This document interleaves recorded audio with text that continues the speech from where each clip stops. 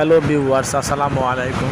দেখতে পাচ্ছেন এটা একটা জেনারেটরের এসি পাম্প, অর্থাৎ জেনারেটরের ইনজেক্টরের যে তেলটা পাম্প করে ইনজেক্ট করে, এটা হচ্ছে সেই পাম্প।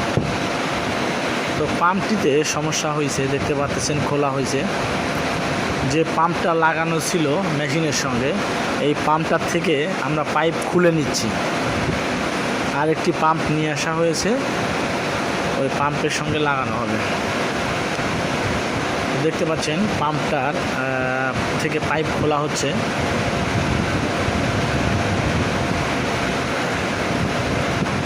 দেখতে পাচ্ছেন খোলা হয়েছে। একটা গ্যাসকেট আছে, গ্যাসকেটটা খেয়াল রাখতে হবে ঠিক মতো যেন কেবিনের মধ্যে থাকে। দেখতে পাচ্ছেন এই পাম্পটাতে সমস্যা, এটা জেনারেটরের অরিজিনাল পাম্প। তো এই পাম্পটাতে সমস্যা হয়েছে, ঠিক মতো তেল ইনজেক্ট করতেছিল না ইনজেক্টরে। দেখতে পাচ্ছেন পাম্পটি দেখা হচ্ছে, প্রিমিয়ামগুলো ঠিক আছে কিনা।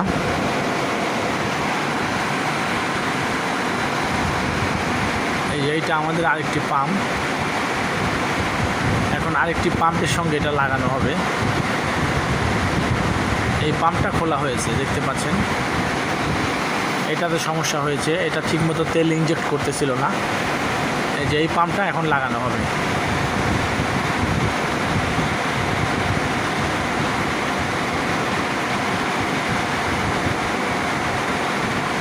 লাগানোর সময় অবশ্যই খেয়াল করতে হবে যে গ্যাসকেট যেন সরে না যায়। জায়গা থেকে অন্য জায়গায় সরে গেলে গ্যাসকেটটি নষ্ট হয়ে যাবে, তেল লিক করবে। লাগানোর সময় অবশ্যই এই জিনিসটা খেয়াল করতে হবে। 4 কোণায় 4টে স্ক্রু লাগাই দেব। স্ক্রু লাগানো শেষ হলে আমরা ডালি দিয়ে টাইট দিয়ে দেব। দেখতে পাচ্ছেন ডালি দিয়ে টাইট দেওয়া হচ্ছে।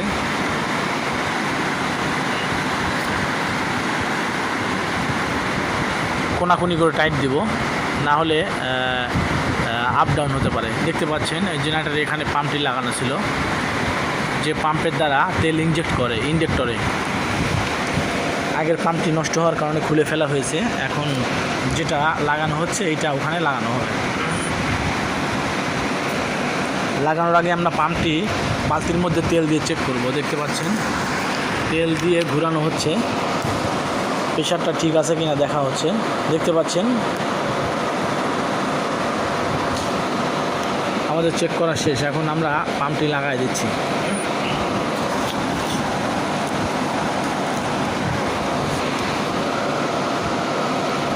লাগানোর পরে ইন এবং আউট পাইপ অবশ্যই খেয়াল রাখতে হবে, কোনটা ইন লাইন ছিল আর কোনটা আউট।